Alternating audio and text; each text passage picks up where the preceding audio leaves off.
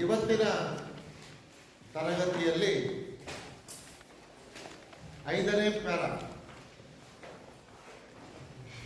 ಹಿಂದಿನ ಭಾಗವನ್ನು ನಾವು ಗಮನಿಸಿದರೆ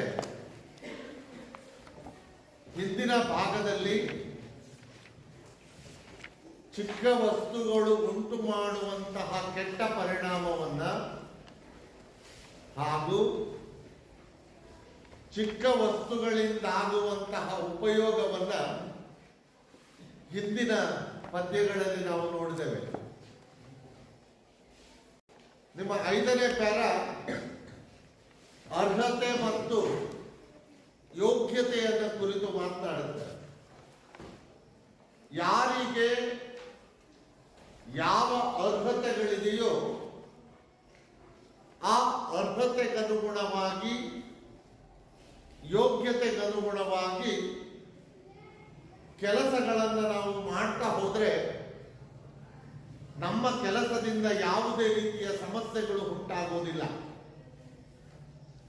ಅರ್ಹತೆಯನ್ನು ಮೀರಿ ಯೋಗ್ಯತೆಯನ್ನು ಮೀರಿ ನಾವು ಕೆಲಸವನ್ನು ಮಾಡಲಿಕ್ಕೆ ಹೊರಟ್ರೆ ಆ ಕೆಲಸಗಳನ್ನು ಸರಿಯಾದ ರೀತಿಯಲ್ಲಿ ಮುಂದುವರೆಸಿಕೊಂಡು ಹೋಗುವುದಕ್ಕೆ ಸಾಧ್ಯವಿಲ್ಲ. ಅದನ್ನು ಪ್ರಸ್ತುತ ಈ ಪದ್ಯ ಭಾಗದಲ್ಲಿ ಹೀಗೆ ಕವಿ ಹೇಳ್ತಾರೆ. ಇರಿಯಲ್ ಬಲ್ಲೊಡೆ ವೀರನಾಗುಧರೆಯೋಳು, ಇರಿಯಲ್ ಬಲ್ಲೊಡೆ ವೀರನಾಗುಧರೆಯೋಳು, ನಾನಾ ಚಮತ್ಕಾರಮಂ ಅರಿಯಲ್ ಬಲ್ಲೊಡೆ ಮಂತ್ರಿಯಾಗು, ನಾನಾ ಚಮತ್ಕಾರಮಂ ಅರಿಯಲ್ ಬಲ್ಲೊಡೆ ಮಂತ್ರಿಯಾಗು, ವಿಭುವಾಗರ್ ಎಂದೊಡಂ ವಿಭುವಾಗರ್ ಎಂದೊಡಂ ಕೋಪಮಂ ತೊರೆಯಲ್ ಬಲ್ಲೊಡೆ, ವಿಭುವಾಗರ್ ಎಂದೊಡಂ ಕೋಪಮಂ ತೊರೆಯಲ್ ಬಲ್ಲೊಡೆ, ಯೋಗಿಯಪ್ಪುದರಿಂ ಯೋಗಿಯಪ್ಪುದರಿಂ ಷಡ್ವರ್ಗಗಳಂ ಗೆಲ್ವಡೆ, ಯೋಗಿಯಪ್ಪುದರಿಂ ಷಡ್ವರ್ಗಗಳಂ ಗೆಲ್ವಡೆ, ತೆರಬಲ್ಲರ್ ಪೊಡೆಯಪ್ಪುದೈ ತೆರಬಲ್ಲರ್ ಪೊಡೆಯಪ್ಪುದೈ ಹರಹರ ಶ್ರೀಚಂದ್ರ ಸೋಮೇಶ್ವರ. ಇಲ್ಲಿ 4 ಅಂಶಗಳನ್ನು ಕವಿ ಮಾತನಾಡ್ತಾನೆ. ಅರ್ಹತೆಗೆ ಅನುಗುಣವಾಗಿ ಅರ್ಹತೆಯ ಅನುಸಾರವಾಗಿ ನಾವು ಕಾರ್ಯಗಳನ್ನು ಮಾಡ್ತಾ ಹೋಗಬೇಕು. ಒಂದು ವೇಳೆ ಮೀರಿ ಮಾಡುವುದಕ್ಕೆ ಹೊರಟ್ರೆ ಆ ಕೆಲಸಗಳನ್ನು ಸರಿಯಾದ ರೀತಿಯಲ್ಲಿ ಮಾಡುವುದಕ್ಕೆ ಸಾಧ್ಯವಾಗುವುದಿಲ್ಲ. ಆ ಅಂಶವನ್ನು ಕುರಿತು ಮೊದಲನೇದಾಗಿ ಹೇಳ್ತಾರೆ. ಇರಿಯಲ್ ಬಲ್ಲೊಡೆ ವೀರನಾಗುಧರೆಯೋಳು. ಧರೆ ಭೂಮಿ, ಭೂಮಿಯಲ್ಲಿ ಇರಿಯಲ್ ಬಲ್ಲೊಡೆ, ಇರಿಯುವುದು ಚುಚ್ಚುವುದು ಅಂದರೆ ಕೊಲ್ಲುವುದು ಅಂತ ಅರ್ಥ. ಭೂಮಿಯಲ್ಲಿ ಕೊಲ್ಲುವುದನ್ನು ತಿಳಿದಿದ್ದರೆ, ಕೊಲ್ಲುವ ಗುಣಗಳು ಗೊತ್ತಿದ್ದರೆ ನೀನು ವೀರನಾಗು. ಇರಿಯಲ್ ಬಲ್ಲೊಡೆ ವೀರನಾಗುದರೆಯೋಳು. ನಿನಗೆ ಕೊಲ್ಲುವಂತಹ ಗುಣ, ಕೊಲ್ಲುವಂತಹ ವಿದ್ಯೆ ತಿಳಿದಿದ್ದರೆ ನೀನು ಭೂಮಿಯಲ್ಲಿ ವೀರನಾಗು. ವೀರ ಎಂದು ಕರೆಸಿಕೊಳ್ಳಬೇಕಾದರೆ ಯಾವುದೇ ವ್ಯಕ್ತಿ ವೀರ ಎಂದು ಕರೆಸಿಕೊಳ್ಳಬೇಕಾದರೆ ಅವನಿಗೆ ಕೊಲ್ಲುವಂತಹ ಗುಣ ಗೊತ್ತಿರಬೇಕು. ಈ ಉದಾಹರಣೆಗೆ ಸೈನ್ಯಕ್ಕೆ ಸೇರುವುದು, ಸೈನ್ಯಕ್ಕೆ ಸೇರುವಂತಹ ವ್ಯಕ್ತಿಗಳಿಗೆ ಕನಿಷ್ಠ ಪಕ್ಷ ಕೊಲ್ಲುವಂತಹ ಗುಣ ಗೊತ್ತಿರಬೇಕು. ಕೊಲ್ಲುವಂತಹ ಗುಣ ಗೊತ್ತಿಲ್ಲದೆ ಹೋದ್ರೆ, ತಿಳಿಯದೆ ಹೋದ್ರೆ ಎದುರಾಳಿಗಳು ಯುದ್ಧಕ್ಕೆ ಬಂದಾಗ ಆ ಎದುರಾಳಿಗಳನ್ನು ಕೊಲ್ಲುವುದಕ್ಕೆ ಸಾಧ್ಯವೇ ಆಗೋದಿಲ್ಲ. ಎದುರಾಳಿಗಳು ಯುದ್ಧಕ್ಕೆ ಬಂದಾಗ ಅಯ್ಯೋ ನಾನು ಕೊಲ್ಬೇಕಾ, ಕೊಂದುಬಿಟ್ರೆ ಅವ್ನು ಸತ್ತೋಗ್ಬಿಡ್ತಾನಲ್ಲ, ಅವ್ನು ಸತ್ತೋದ್ರೆ ಅವರ ಮನೆಯವರೆಲ್ಲ ಅನಾಥರಾಗ್ತಾರಲ್ಲ ಅಂತ ನಾವೇನಾದ್ರೂ ಯೋಚನೆ ಮಾಡ್ತಾ ಕುಳಿತುಕೊಂಡ್ರೆ ಅವನು ನಮ್ಮನ್ನು ಕೊಂದು ಬಿಡ್ತಾನೆ.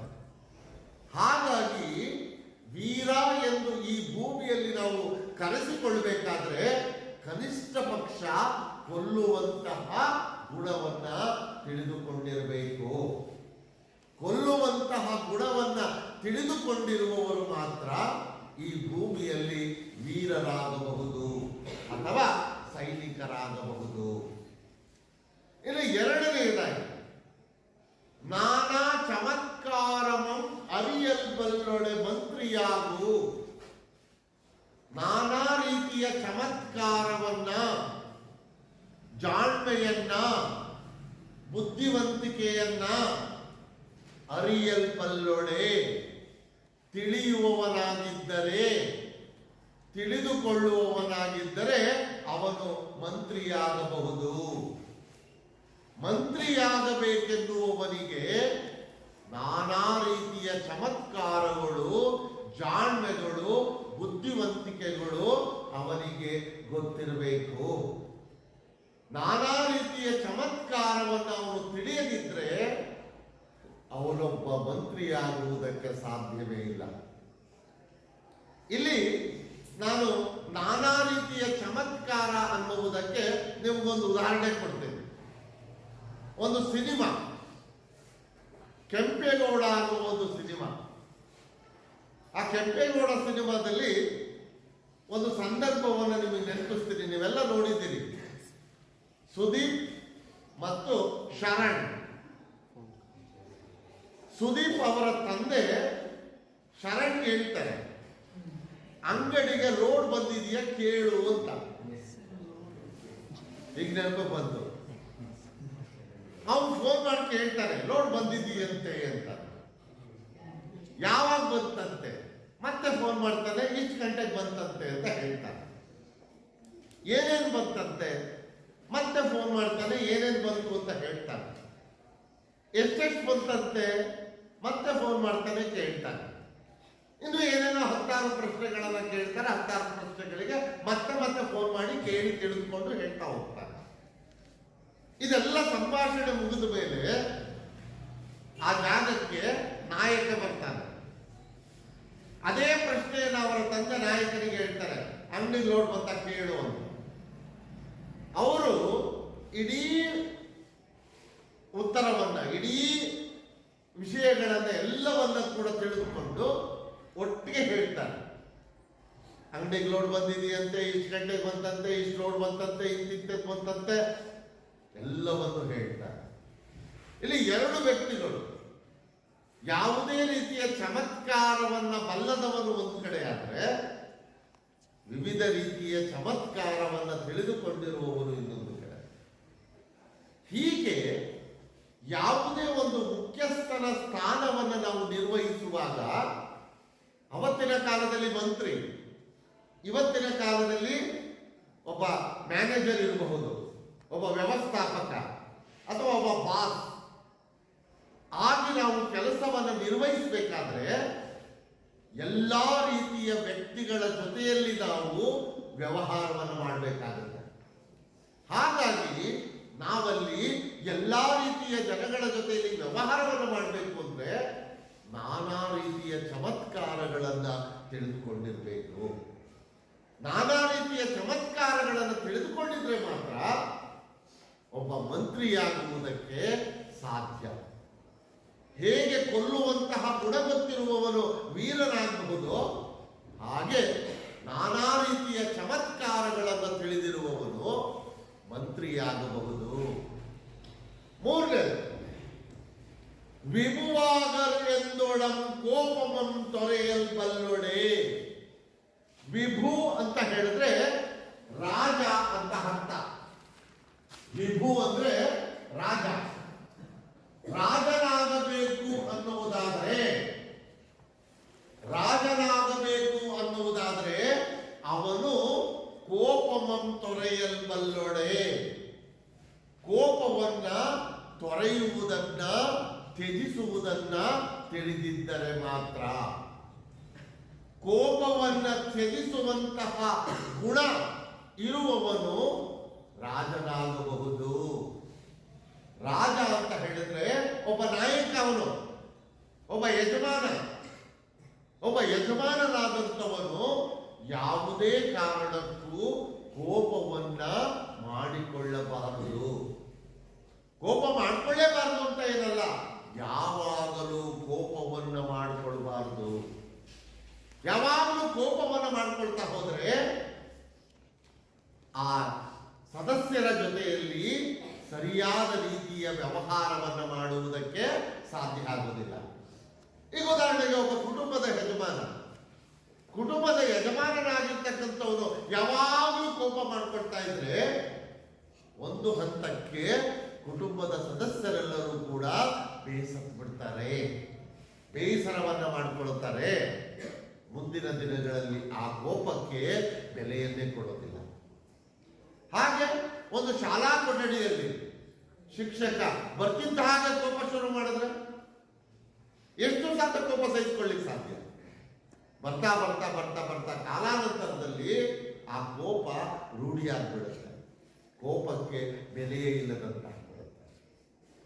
ಹಾಗೆ ಒಬ್ಬ ಬಾಸ್, ಒಬ್ಬ ಯಜಮಾನ ನೌಕರರ ಮೇಲೆ ಯಾವಾಗಲೂ ಕೋಪದಿಂದಲೇ ವರ್ತಿಸ್ತಾ ಹೋದ್ರೆ ಒಂದು ದಿವಸ ಸಹಿಸಿಕೊಳ್ಬಹುದು, 2 ದಿವಸ ಸಹಿಸಿಕೊಳ್ಬಹುದು, ನಂತರ ಆ ಕೋಪವೇ ಒಂದು ರೀತಿಯಲ್ಲಿ ರೂಢಿ ಆಗ್ಬಿಡುತ್ತೆ. ಹಾಗಾಗಿ ಒಬ್ಬ ಸಮರ್ಥನಾದಂತಹ ನಾಯಕ, ಸಮರ್ಥನಾದಂತಹ ಒಬ್ಬ ರಾಜ ಆಗಬೇಕು ಅಂದ್ರೆ ಅವನಿಗೆ ಕೋಪವನ್ನ ತ್ಯಜಿಸುವಂತಹ ಗುಣ ಇರಬೇಕು. ಇನ್ನು 4ನೇದು ಯೋಗಿಯಪ್ಪುದರಿಂ. ಯೋಗಿ ಅಂದ್ರೆ ಸನ್ಯಾಸಿ. ಸನ್ಯಾಸಿಯಾಗುವುದಾದರೆ ಷಡ್ವರ್ಗಗಳ ಗೆಲ್ಲುವಡೆ. ಷಡ್ವರ್ಗಗಳನ್ನ 6 ವರ್ಗಗಳನ್ನ ಗೆಲ್ಲುವಂತಹ ಗುಣ ಗೊತ್ತಿರಬೇಕು. ಸನ್ಯಾಸಿಯಾಗುವುದಾದರೆ 6 ವರ್ಗಗಳನ್ನ, ಷಡ್ವರ್ಗಗಳನ್ನ ಗೆಲ್ಲುವಂತಹ ಗುಣ ಅವನಿಗೆ ತಿಳಿದಿರಬೇಕು. ಹಾಗಾದ್ರೆ ಆ ಷಡ್ವರ್ಗಗಳು ಯಾವುವು? ಕಾಮ, ಕ್ರೋಧ, ಲೋಭ, ಮೋಹ, ಮದ, ಮತ್ಸರ. ಕಾಮ, ಕ್ರೋಧ, ಲೋಭ, ಮೋಹ, ಮದ, ಮತ್ಸರ. ಇವುಗಳನ್ನು ನಾವು ಷಡ್ವರ್ಗಗಳು ಅಂತ ಕರೀತೇವೆ.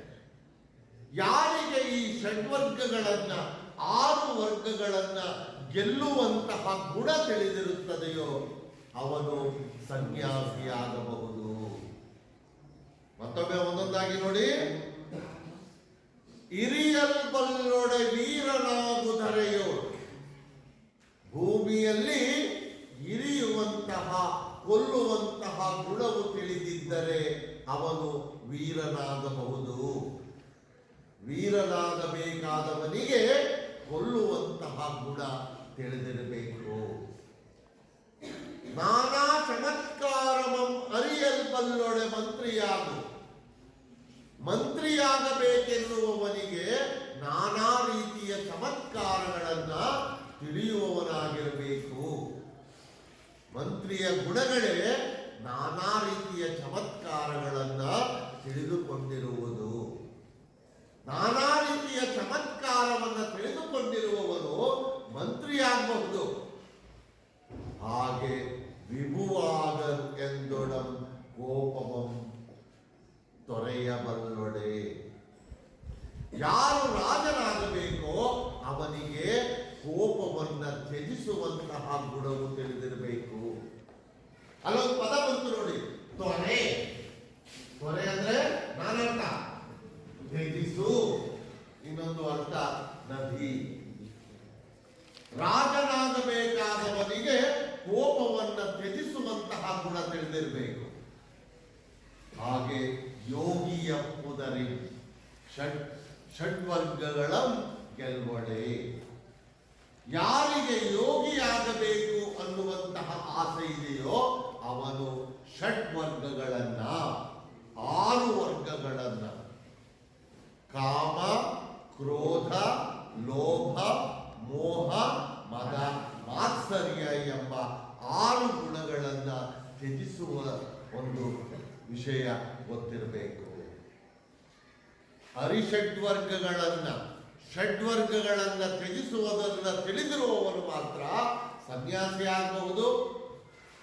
ಕೋಪವನ್ನು ತೊರೆಯಬಲ್ಲವನು ಮಾತ್ರ ರಾಜನಾಗಬಹುದು. ನಾನಾ ರೀತಿಯ ಚಮತ್ಕಾರಗಳನ್ನು ತಿಳಿದುಕೊಂಡಿರುವವನು ಮಾತ್ರ ಮಂತ್ರಿಯಾಗಬಹುದು. ಕೊಲ್ಲುವಂತಹ ಗುಣವನ್ನು ತಿಳಿದಿರುವವನು ಮಾತ್ರ ವೀರನಾಗಬಹುದು. ಹೀಗೆ ಯಾರಿಗೆ ಯಾವ ಅರ್ಹತೆ ಇದೆಯೋ, ಸಾಮರ್ಥ್ಯವಿದೆಯೋ ಅವರವರು ಆ ಸಾಮರ್ಥ್ಯಕ್ಕನುಗುಣವಾದಂತಹ ಕಾರ್ಯಗಳನ್ನ, ಕೆಲಸಗಳನ್ನ ಮಾಡ್ತಾ ಹೋಗಬೇಕು. ಆ ರೀತಿಯ ಕೆಲಸಗಳನ್ನ ಮಾಡಿದ್ರೆ ಮುಂದೆ ಯಾವ ಸಮಸ್ಯೆಯೂ ಕೂಡ ಉಂಟಾಗೋದಿಲ್ಲ. ಆ ಯೋಗ್ಯತೆ ಇಲ್ಲದೆ ಹೋದ್ರೆ, ಆ ಸಾಮರ್ಥ್ಯ ಇಲ್ಲದೆ ಹೋದ್ರೆ, ನಾವು ಆ ಕೆಲಸಗಳನ್ನು ಮಾಡುವುದಕ್ಕೆ ಮುಂದಾದ್ರೆ ಆ ಕೆಲಸಗಳನ್ನ ಸಮರ್ಪಕವಾದಂತಹ ರೀತಿಯಲ್ಲಿ ನಿಭಾಯಿಸುವುದಕ್ಕೆ ಸಾಧ್ಯವಾಗುವುದಿಲ್ಲ. ಕೊಲ್ಲುವ ಗುಣ ತಿಳಿಯದೇ ಇರುವವನು ವೀರನಾದ್ರೆ ಯಾರನ್ನೂ ಕೊಲ್ಲುವುದಕ್ಕಾಗುವುದಿಲ್ಲ. ನಾನಾ ರೀತಿಯ ಚಮತ್ಕಾರಗಳನ್ನ ತಿಳಿಯದೇ ಇರುವವನು ಮಂತ್ರಿಯಾದ್ರೆ ಮಂತ್ರಿಯ ಕೆಲಸವನ್ನು ನಿಭಾಯಿಸುವುದಕ್ಕೆ ಸಾಧ್ಯವಾಗುವುದಿಲ್ಲ. ಕೋಪವನ್ನು ತೊರೆಯುವಂತಹ, ತ್ಯಜಿಸುವಂತಹ ಗುಣ ತಿಳಿಯದೇ ಇರುವವನು ರಾಜನಾದ್ರೆ ತನ್ನ ಸಾಮ್ರಾಜ್ಯವನ್ನು ಸಂಪೂರ್ಣವಾಗಿ ತನ್ನ ಹಿಡಿತದಲ್ಲಿಟ್ಟುಕೊಳ್ಳುವುದಕ್ಕೆ ಸಾಧ್ಯವಾಗುವುದಿಲ್ಲ. ಷಡ್ವರ್ಗಗಳನ್ನ ಗೆಲ್ಲುವಂತಹ ಮನಸ್ಥಿತಿ ಇಲ್ಲದೆ ಇರುವವನು ಸನ್ಯಾಸಿಯಾದರೆ ಅವನು ಒಳ್ಳೆಯ ಸನ್ಯಾಸಿಯಾಗುವುದಕ್ಕೆ ಸಾಧ್ಯವಾಗುವುದಿಲ್ಲ. ಹಾಗಾಗಿ ಒಬ್ಬ ಸನ್ಯಾಸಿಗೆ ಷಡ್ವರ್ಗಗಳನ್ನು ಗೆಲ್ಲುವಂತಹ ಗುಣ ತಿಳಿದಿರಬೇಕು. ರಾಜನಿಗೆ ಕೋಪವನ್ನ ಗೆಲ್ಲುವಂತಹ ಗುಣ ತಿಳಿದಿರಬೇಕು. ಹಾಗೆ ಮಂತ್ರಿಯಾಗಬೇಕಾದವನಿಗೆ ನಾನಾ ರೀತಿಯ ಚಮತ್ಕಾರ ಗೊತ್ತಿರಬೇಕು. ವೀರನಾಗಬೇಕಾದವನಿಗೆ ಕೊಲ್ಲುವಂತಹ ಗುಣ ತಿಳಿದಿರಬೇಕು. ಅದನ್ನೇ ಕೊನೆಯಲ್ಲಿ ಹೇಳ್ತಾರೆ ನೋಡಿ, ತೆರಬಲ್ಲ ಕೊಡೆಯಪ್ಪುದೈ ಹರಹರ ಶ್ರೀ ಚನ್ನ ಸೋಮೇಶ್ವರ. ತೆರಬಲ್ಲರ್, ತೆರ ತೆರ ಅನ್ನುವಂತಹ ಒಂದು ಪದ ಇದೆ ನೋಡಿ, ಹಲವು ಅರ್ಥಗಳನ್ನು ಒಳಗೊಂಡಿರುವಂತಹ ಒಂದು ಪದ ಇದೆ. ತೆರ ಅಂತ ಹೇಳಿದ್ರೆ ಒಂದು ಅರ್ಥ ರೀತಿ, ಇನ್ನೊಂದು ಅರ್ಥ ದಂಡ, ಇನ್ನೊಂದು ಅರ್ಥ ತೆರಿಗೆ, ಇನ್ನೊಂದು ಅರ್ಥ ವಧುದಕ್ಷಿಣೆ. ನಾನಾರ್ಥಕ್ಕೆ ಕೇಳುವಂತಹ ಪದ. ಇಲ್ಲಿ ನಾವು ದಂಡ ಅನ್ನುವ ಅರ್ಥದಲ್ಲಿ ತಗೊಳ್ಬೇಕು. ತೆರಬಲ್ಲರ್ ಹೊಣೆಗಪ್ಪುದೈ, ಹೊಣೆ ಹೊಣೆ. ತೆರಬಲ್ಲರ್ ದಂಡವನ್ನ ಕಟ್ಟುವ ಸಾಮರ್ಥ್ಯವಿರುವವರು,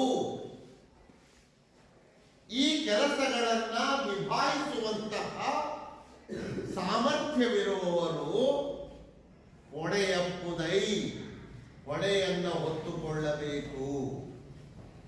ಯಾರಿಗೆ ಯಾವ ದಂಡವನ್ನು ಹೊರುವಂತಹ ಸಾಮರ್ಥ್ಯವಿದೆಯೋ ಅವರು ಆ ಹೊಣೆಯನ್ನ, ಜವಾಬ್ದಾರಿಯನ್ನ ಹೊತ್ತುಕೊಳ್ಳಬೇಕು. ಯಾರಿಗೆ ಯಾವ ಜವಾಬ್ದಾರಿಯನ್ನ ಹೊರುವಂತಹ, ಯಾವ ದಂಡವನ್ನು ಕಟ್ಟುವಂತಹ ಮನಸ್ಥಿತಿ ಇದೆಯೋ, ಸಾಮರ್ಥ್ಯವಿದೆಯೋ ಅವರುಗಳು ಆ ಜವಾಬ್ದಾರಿಯನ್ನು ಹೊತ್ತುಕೊಂಡರೆ ಅವರು ಅವರವರ ಕೆಲಸವನ್ನ ಸಮರ್ಥವಾಗಿ ನಿಭಾಯಿಸುವುದಕ್ಕೆ ಸಾಧ್ಯವಾಗುತ್ತೆ. ಇಲ್ಲದೇ ಇದ್ರೆ ಕಷ್ಟವಾಗುತ್ತೆ ಅನ್ನುವ ಯೋಗ್ಯತೆ ಮತ್ತು ಅರ್ಹತೆಯ ವಿಚಾರಗಳನ್ನು ಕುರಿತು 5ನೇ ಪ್ಯಾರದಲ್ಲಿ ಹುಲಿಗೆರೆ ಸೋಮನಾಥ ತಿಳಿಸ್ತಾರೆ. ಇನ್ನು ಕೊನೆಯ ಮಧ್ಯಭಾಗಕ್ಕೆ ಬಂದ್ರೆ ಮಡಿ ಮೈಲಿಗೆಗಳ ವಿಚಾರಗಳನ್ನು ಕುರಿತು ಹೀಗೆ ಮಾತನಾಡ್ತಾರೆ. ಯಾವುದು ಮಡಿ? ಮಡಿ ಮೈಲಿಗೆಯ ವಿಚಾರವನ್ನ ಕೊನೆಯ ಪ್ಯಾರದಲ್ಲಿ ಹೇಳ್ತಾರೆ. ಯಾವುದು ಮಡಿ, ಯಾವುದು ಮೈಲಿಗೆ? ಇಲ್ಲಿ ಹುಲಿಗೆರೆ ಸೋಮನಾಥ ಈ ಪದ್ಯದ ಮೂಲಕ ತನ್ನದೇ ಆದಂತಹ ಒಂದು ವಿಶೇಷವಾದಂತಹ ಅರ್ಥವನ್ನ ಕೊಡ್ತಾ ಹೋಗ್ತಾರೆ. ಅವರು ಹೇಳುವ ಪ್ರಕಾರ ಮಡಿ, ಅವರು ಹೇಳುವ ಪ್ರಕಾರ ಮೈಲಿಗೆ ಯಾವುದು? ಪದ್ಯವನ್ನು ನೋಡೋಣ.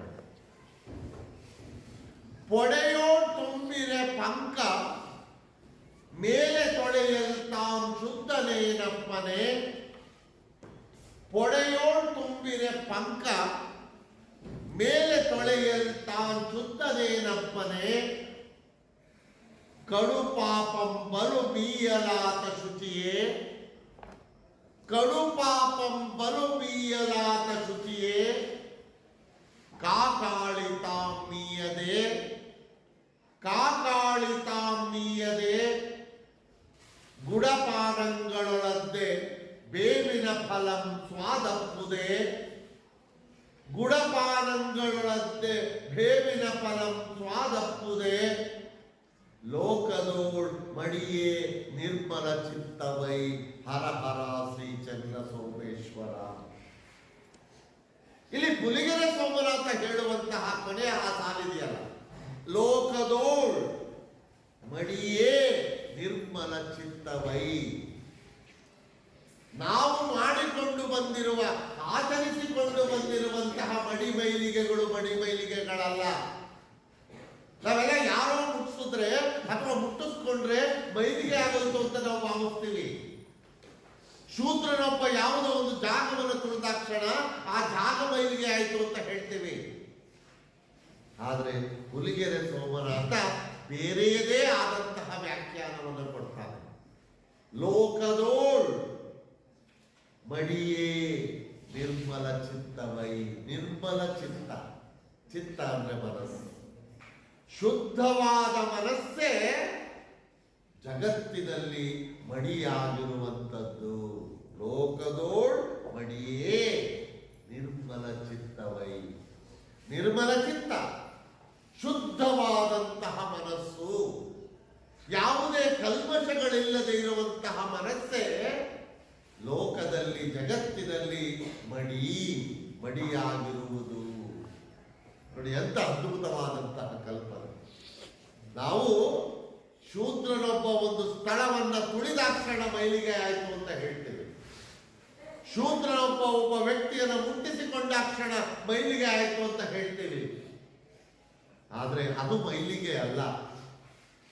ಯಾವುದು ಶುದ್ಧವಾದದ್ದು? ನಿರ್ಮಲ ಚಿತ್ತ, ಶುದ್ಧವಾದಂತಹ ಮನಸ್ಸು.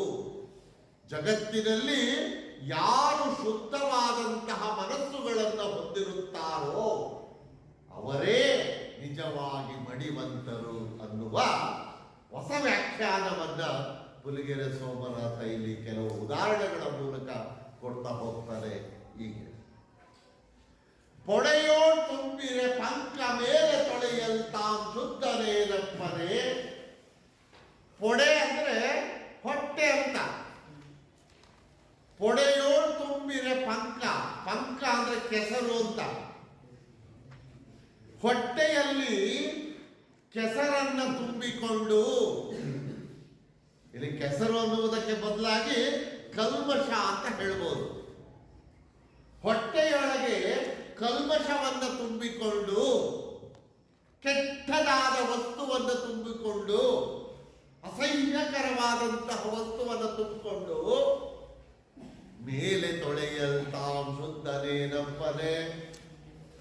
ದೇಹದ ಮೇಲ್ಭಾಗವನ್ನು ತೊಳೆದುಕೊಂಡಾಕ್ಷಣ ಆ ಮನುಷ್ಯ ಶುದ್ಧನಾಗುತ್ತಾನೆಯೇ?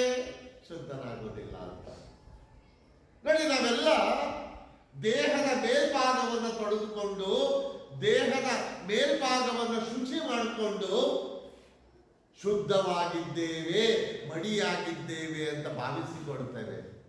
ಆದರೆ ಹೊಟ್ಟೆಯೊಳಗೆ ಕಲ್ಮಶ ತುಂಬಿಕೊಂಡಿರುತ್ತದೆ. ಹೊಟ್ಟೆಯೊಳಗೆ ಕಲ್ಮಶವನ್ನು ತುಂಬಿಕೊಂಡು, ಗಲೀಜನ್ನು ತುಂಬಿಕೊಂಡು ದೇಹದ ಮೇಲ್ಭಾಗವನ್ನು ತೊಳೆದುಕೊಂಡಾಕ್ಷಣ ನಿಜವಾಗಿ ಯಾರೂ ಶುದ್ಧರಾಗುವುದಿಲ್ಲ. ಶುದ್ಧವಾಗುವುದಕ್ಕೆ ಸಾಧ್ಯವೇ ಇಲ್ಲ. ದೇಹದ ಮೇಲ್ಭಾಗ ಶುದ್ಧವಾಗಬಹುದು, ಆದರೆ ದೇಹದ ಒಳಭಾಗ ಇನ್ನೂ ಕೂಡ ಕಲ್ಮಶದಿಂದ ತುಂಬಿ ಹೋಗಿರುತ್ತೆ. ಎರಡನೇದು ಹೇಳ್ತಾರೆ, ಕಡು ಪಾಪಂ ಬಲು ಮೀಯಲಾತ ಶುಚಿಯೇ. ಬಹಳಷ್ಟು ಜನಗಳಿಗೆ ಈ ನಂಬಿಕೆ ಇದೆ. ಗಂಗಾ ಸ್ನಾನ ತುಂಗಾ ಪಾನ ಅಂತ.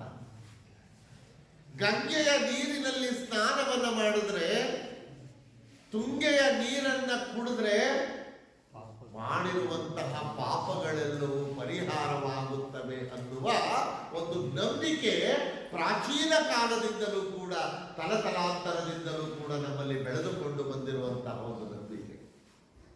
ಅದಕ್ಕಾಗಿಯೇ ಬಹಳಷ್ಟು ಜನ ಪ್ರವಾಸ ಹೋಗ್ತಾರೆ, ತೀರ್ಥಯಾತ್ರೆ ಹೋಗ್ತಾರೆ.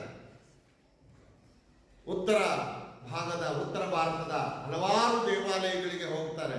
ಕೊನೆಗೆ ಗಂಗಾ ನದಿಯಲ್ಲಿ ಹೋಗಿ ಸ್ನಾನವನ್ನು ಮಾಡ್ಕೊಂಡು ಬರ್ತಾರೆ. ಗಂಗಾ ನದಿಯಲ್ಲಿ ಸ್ನಾನವನ್ನು ಮಾಡಿ ನನ್ನ ಪಾಪಗಳೆಲ್ಲವೂ ಕೂಡ ಹೊರಟು ಹೋದವು ಅಂತ ಭಾವಿಸಿಕೊಳ್ತಾರೆ. ಆದರೆ ಯಾವ ಮನುಷ್ಯನ ಪಾಪವೂ ಕೂಡ ಕೇವಲ ನದಿಯ ನೀರಿನಲ್ಲಿ ಸ್ನಾನವನ್ನು ಮಾಡಿದ ಕ್ಷಣ ಯಾರ ಪಾಪವೂ ಹೋಗೋದಿಲ್ಲ. ಸಾಮಾನ್ಯವಾಗಿ ಕೆಲವು ದೇವಾಲಯಗಳ ಮುಂದೆ ಕಲ್ಯಾಣಿಗಳಿರ್ತವೆ, ಕೆಲವು ಬಾವಿಗಳಿರ್ತವೆ. ಆ ಕಲ್ಯಾಣಿಯ ನೀರಿನಲ್ಲಿ ಹೋಗಿ ಸ್ನಾನ ಮಾಡ್ಕೊಂಡು ಬಂದು ಪೂಜೆ ಮಾಡ್ತಾರೆ. ಕಲ್ಯಾಣಿಯ ನೀರಿನಲ್ಲಿ ಸ್ನಾನವನ್ನು ಮಾಡಿದ ಕ್ಷಣ ನಮ್ಮ ಪಾಪವೆಲ್ಲವೂ ಕೂಡ ಕಳೆದು ಹೋಯಿತು ಅಂತ ಹೇಳ್ತಾರೆ. ಆದರೆ ಯಾವ ಮನುಷ್ಯನ ಪಾಪವು ಅಷ್ಟು ಸುಲಭವಾಗಿ ಕಳೆದು ಹೋಗುವುದಿಲ್ಲ. ಅದನ್ನೇ ಪುಲಿಗೆರೆ ಸೋಮನಾಥ ಇಲ್ಲಿ ಹೇಳ್ತಾ ಇರುವಂತದ್ದು, ಕಡು ಪಾಪನ್ನು ಬಲುಬೀಯಲಾದ ಶುಚಿಯೇ. ಅತ್ಯಂತ ಅಧಿಕವಾದಂತಹ ಪಾಪಗಳನ್ನು ಮಾಡಿರುವಂತಹ ವ್ಯಕ್ತಿ ಹೆಚ್ಚು ಸ್ನಾನವನ್ನ ಮಾಡಿದರೆ, ತೀರ್ಥಕ್ಷೇತ್ರಗಳಲ್ಲಿ ಸ್ನಾನವನ್ನ ಮಾಡಿದರೆ ಅವನು ಶುಚಿಯಾಗುತ್ತಾನೆಯೇ? ಶುಚಿಯಾಗುವುದಿಲ್ಲ. ಅತ್ಯಂತ ಪಾಪಗಳನ್ನು ಮಾಡಿದಂತಹ ವ್ಯಕ್ತಿಗಳು, ಪಾಪ ಮಾಡಿರುವಂತಹ ವ್ಯಕ್ತಿಗಳು ಕೇವಲ ನೀರಿನಲ್ಲಿ ಸ್ನಾನ ಮಾಡಿದ ಕ್ಷಣ ಅವರ ಪಾಪಗಳೆಲ್ಲ ಹೊರಟು ಹೋಗಿ ಅವರು ಶುದ್ಧರಾಗುವುದಿಲ್ಲ. ಅವರ ಪಾಪ ಅವರಲ್ಲೇ ಇರುತ್ತೆ. ಅವರವರು ಮಾಡಿದಂತಹ ಪಾಪಗಳನ್ನ ಅವರವರೇ ಕಳಿಬೇಕು. ಕೇವಲ ಯಾವುದೋ ಒಂದು ನದಿಯ ನೀರು ಮನುಷ್ಯನ ಪಾಪವನ್ನು ಕಳೆಯುವುದಕ್ಕೆ ಖಂಡಿತವಾಗಿಯೂ ಕೂಡ ಸಾಧ್ಯ ಇಲ್ಲ. ಕಾಕಾಳಿ ತಾಮೀಯದೆ. ಕಾಕಾಳಿ ಅಂದ್ರೆ ಕಾಗೆ ಅಂತ. ಕಾಗೆ ಸ್ನಾನವನ್ನ ಮಾಡುವುದನ್ನು ನೋಡಿಲ್ಲವೇ? ಕಾಗೆ ಸ್ನಾನ ಮಾಡೋದನ್ನು ನೋಡಿಲ್ವೇ ನಾವು? ಏನ್ ಮಾಡುತ್ತೆ ಕಾಗೆ? ಆ ನೀರಿನಲ್ಲಿ ಹೋಗುತ್ತೆ, ರೆಕ್ಕೆ ನೀರು ಪಡೆಯುತ್ತೆ, ನೀರನ್ನು ಮೈ ಮೇಲೆ ಹಾಕೊಳ್ಳೋದು. ನಾವೆಲ್ಲರೂ ಕೂಡ ಅದನ್ನೇ ಮಾಡೋದು. ಅಲ್ಲಿ ಹೋಗಿ ಒಂದಷ್ಟು ನೀರನ್ನು ತಲೆ ಮೇಲೆ ಹಾಕೊಂಡ ತಕ್ಷಣ ನಮ್ಮ ಪಾಪವೆಲ್ಲವೂ ಪರಿಹಾರವಾಯಿತು ಎಂದು ಭಾವಿಸಿಕೊಳ್ತೇವೆ. ಹಾಗೆ ದೇವಸ್ಥಾನಗಳಲ್ಲಿ ಅರ್ಚಕರು ಆ ತೀರ್ಥವನ್ನು ನಮ್ಮ ಮೈ ಮೇಲೆ ಹಾಕಿದ್ರೆ ನಮ್ಮ ಪಾಪಗಳೆಲ್ಲವೂ ಕಳೆದು ಹೋದವು ಅಂತ ಭಾವಿಸಿಕೊಳ್ತೇವೆ. ಅದು ಕೇವಲ ಕಾಗೆ ಸ್ನಾನ ಮಾಡಿದಂತಹ ರೀತಿಯಲ್ಲಿರುತ್ತೆ. ಕಾಗೆ ಕೇವಲ ಒಂದೆರಡು ಹನಿ ನೀರನ್ನ ಮೈ ಮೇಲೆ ಹಾಕಿಕೊಂಡು ತಾನು ಶುದ್ಧನಾಗಿದ್ದೇನೆ ಅಂತ ಭಾವಿಸಿಕೊಳ್ಳುತ್ತೇನೆ. ಹಾಗೆ ಬಹಳಷ್ಟು ಜನ ಮನುಷ್ಯರು ಕೂಡ ದೇವಾಲಯಗಳಿಗೆ ಹೋಗಿ ದೇವಾಲಯದ ಮುಂದಿರುವಂತಹ ನೀರನ್ನು ಮೈ ಮೇಲೆ ಹಾಕಿಕೊಂಡು, ಹಾಗೆ ಆ ದೇವರ ತೀರ್ಥವನ್ನು ಮೈ ಮೇಲೆ ಹಾಕಿಸಿಕೊಂಡು ನಾವು ಶುದ್ಧರಾಗಿದ್ದೇವೆ ಅಂತ ಭಾವಿಸಿಕೊಳ್ತಾರೆ. ಕೇವಲ ನೀರಿನಿಂದ ಮನುಷ್ಯ ಮಾಡಿರುವಂತಹ ಪಾಪಗಳು ಯಾವುವು ಕೂಡ ಸಂಪೂರ್ಣವಾಗಿ ಹೋಗೋದಿಲ್ಲ. ಮತ್ತೊಂದು ಅಂಶವನ್ನು ಹೇಳ್ತಾರೆ, ಗುಡಪಾನಗಳೊಳದ್ದೆ ಬೇವಿನ ಫಲಂ ಸ್ವಾದಪ್ಪುದೆ. ಬೇವಿನ ಫಲವನ್ನ, ಬೇವಿನ ಫಲ ಅಂದ್ರೆ ಬೇವಿನ ಹಣ್ಣು ಅಥವಾ ಬೇವಿನ ಬೀಜ, ಬೇವಿನ ಬೀಜವನ್ನ ಗುಡಪಾನಗಳೊಳದ್ದೆ. ಗುಡಪಾನ, ಗುಡಪಾನ ಅಂದ್ರೆ ಬೆಲ್ಲದ ಪಾನಕ. ಬೇವಿನ ಬೀಜವನ್ನ ಬೆಲ್ಲದ ಪಾನಕದಲ್ಲಿ ಹದ್ದಿದರೆ, ಬೇವಿನ ಬೀಜವನ್ನ ಬೆಲ್ಲದ ಪಾನಕದಲ್ಲಿ ಹದ್ದಿದರೆ ಅದು ಸ್ವಾದಪ್ಪುದೆ, ರುಚಿಯ ಗುಣವನ್ನ ಒಳಗೊಳ್ಳುತ್ತದೆಯೇ? ಇಲ್ಲ, ಅದು ಕಹಿಯ ಗುಣವನ್ನು ಬಿಟ್ಟು ರುಚಿಯಾಗುವುದಕ್ಕೆ ಸಾಧ್ಯವಿಲ್ಲ. ಬೇವಿನ ಬೀಜವನ್ನ ಎಷ್ಟೇ ದಿನಗಳವರೆಗೆ ಬೆಲ್ಲದ ಪಾನಕದೊಳಗಿಟ್ಟರೂ ಕೂಡ ಆ ಬೀಜ ತನ್ನ ಕಹಿಯ ಗುಣವನ್ನು ಕಳೆದುಕೊಂಡು ಸಿಹಿಯನ್ನು ಪಡೆಯುವುದಕ್ಕೆ ಸಾಧ್ಯವೇ ಇಲ್ಲ. ಬೇವಿನ ಬೀಜದ ಗುಣ ಕಹಿಯ ಗುಣ. ಹೀಗೆ 3 ಉದಾಹರಣೆಗಳನ್ನು ಇಲ್ಲಿ ಪುಲಿಗೆರೆ ಸೋಮನಾಥ ಕೊಡ್ತಾನೆ. ಮತ್ತೊಮ್ಮೆ ಕೊಡೆಯೋಳ್ ತುಂಬಿರೆ ಪಂಕ, ಹೊಟ್ಟೆಯೊಳಗೆ ಕೆಸರನ್ನ ಗಲೀಜನ್ನ ಕಲ್ಮಶವನ್ನ ತುಂಬಿಕೊಂಡು ಮೇಲೆ ತೊಳೆಯಂತಾ ಶುದ್ಧನೇನಪ್ಪನೆ. ದೇಹದ ಮೇಲ್ಭಾಗವನ್ನು ತೊಳೆದುಕೊಂಡ ಕ್ಷಣ ನಾವಾರೂ ಕೂಡ ಶುದ್ಧರಾಗುವುದಕ್ಕೆ ಸಾಧ್ಯವಿಲ್ಲ. ಹಾಗೆ ಕಡು ಪಾಪಂ ಬಲು ಮೀಯಲಾದ ಶುಚಿಯೇ, ಅತ್ಯಂತ ಪಾಪವನ್ನ ಮಾಡಿರುವಂತಹ ವ್ಯಕ್ತಿಗಳು ನೀರಿನಲ್ಲಿ ಸ್ನಾನವನ್ನ ಮಾಡಿದ ಕ್ಷಣ ಅಥವಾ ನೀರನ್ನು ಮೈ ಮೇಲೆ ಹಾಕಿಕೊಂಡ ಕ್ಷಣ ಅವನು ಶುದ್ಧನಾಗುತ್ತಾನೆಯೇ, ಶುಚಿಯಾಗುತ್ತಾನೆಯೇ, ಅವನ ಪಾಪಗಳು ಹೊರಟು ಹೋಗುತ್ತವೆಯೇ? ಅಂದರೆ ಅವನ ಪಾಪಗಳೂ ಹೋಗುವುದಿಲ್ಲ, ಅವನು ಶುದ್ಧನೂ ಆಗುವುದಿಲ್ಲ, ಅವನು ಪವಿತ್ರನೂ ಆಗುವುದಿಲ್ಲ. ಕೇವಲ ಒಂದು ನದಿಯ ನೀರು ಯಾರ ಪಾಪವನ್ನು ಕೂಡ ಹೋಗಲಾಡಿಸುವುದಿಲ್ಲ. ಹಾಗೆಯೇ ದೇಹದ ಮೇಲ್ಭಾಗವನ್ನು ತೊಳೆದುಕೊಂಡು ಯಾರೂ ಶುದ್ಧರಾಗುವುದಕ್ಕೆ ಸಾಧ್ಯವಿಲ್ಲ. ಹೊಟ್ಟೆಯೊಳಗೆ ಕಲ್ಮಶ ಇದ್ದೇ ಇರುತ್ತದೆ. ಹೊಟ್ಟೆಯೊಳಗೆ ಕಲ್ಮಶವನ್ನು ತುಂಬಿಕೊಂಡು ದೇಹದ ಮೇಲ್ಭಾಗವನ್ನು ತೊಳೆದುಕೊಂಡು ನಾನು ಶುದ್ಧನಾಗಿದ್ದೇನೆ ಎಂದು ಹೇಳಿಕೊಳ್ಳುವುದಕ್ಕೆ ಸಾಧ್ಯವೇ ಇಲ್ಲ.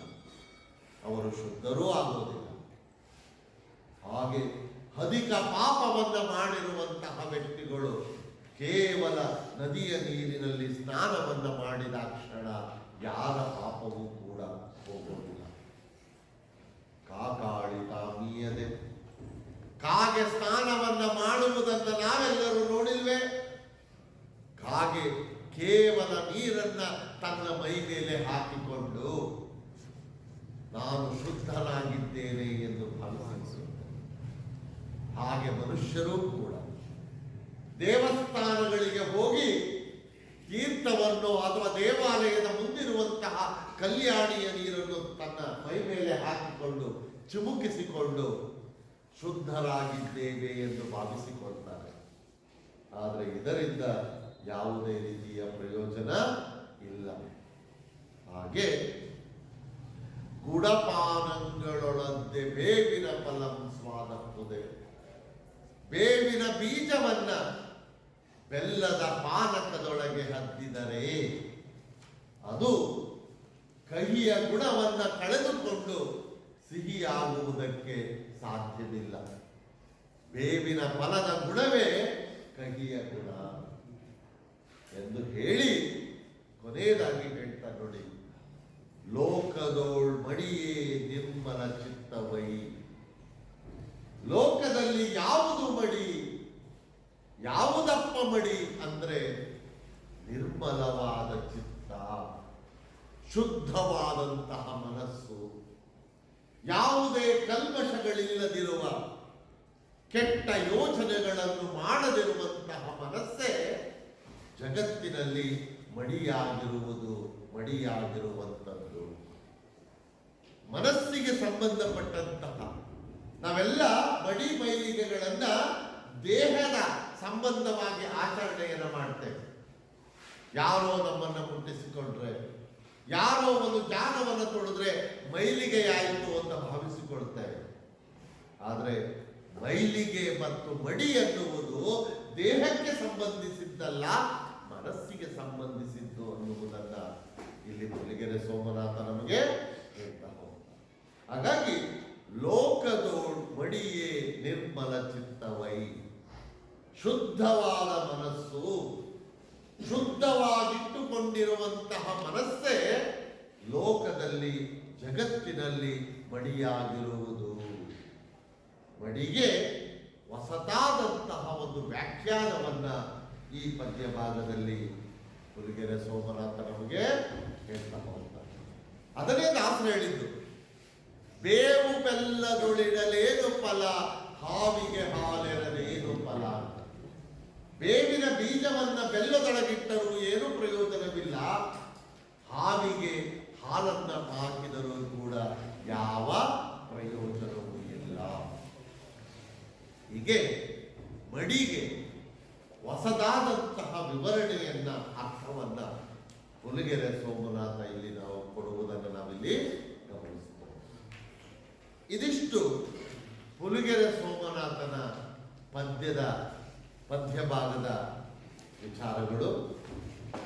ಏನಾದರೂ ಪ್ರಶ್ನೆಗಳಿದ್ರೆ ನೀವು ಕೇಳಬಹುದು. ಹಾಗೆ ಸ್ವಲ್ಪ ಭಾಷಾಭ್ಯಾಸಕ್ಕೆ ಬಂದ್ಬಿಡಿ. ಭಾಷಾಭ್ಯಾಸವನ್ನು ಮುಗಿಸ್ಕೊಂಡು ನಾನು ತರಗತಿಯನ್ನು ಮುಕ್ತಾಯಗೊಳಿಸ್ತೇನೆ. ಮೊದಲನೇದು ಪಕಾರ ಹಕಾರ, ಫಲವು ಹಲವು ಅಲ್ಲೇ ಕೊಟ್ಟಿದ್ದಾನೆ, ಪಳ್ಳ ಹಳ್ಳ, ಪಾಲು ಹಾಲು, ಹೊಣೆ ಹೊಣೆ, ಬಗೆ ಹಗೆ.